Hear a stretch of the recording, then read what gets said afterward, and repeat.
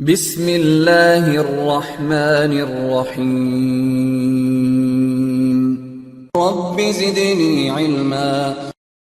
Now, basically, this question is a little bit based on some summarizing the routes. Like here, these are the routes which are belonging to the same subnet.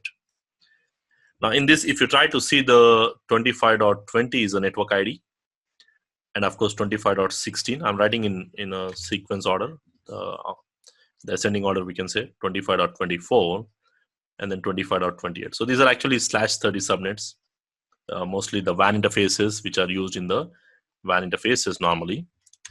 Now our requirement is you want to make them or group them as one single address, one address.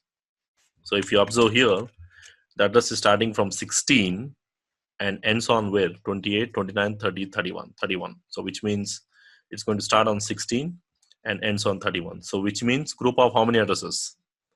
Group of 16 addresses. So 16 means what will be the power value? It just kind of reverse kind of subnetting. 16 addresses means 2 to the power of 4 is 16. Which means host bits are how many?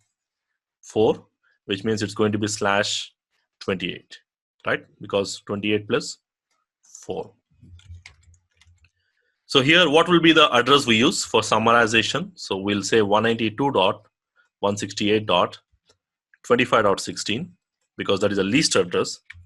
So basically, out of this, you can figure out the least. So which means out of these two, anyone can be the correct, the least address, which starts with 16.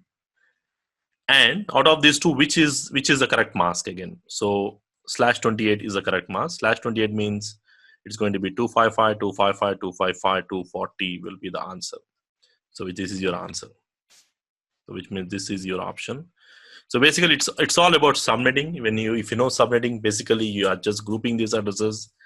And if I want to refer them one single summary address, we call it as, then what will be the single address we use?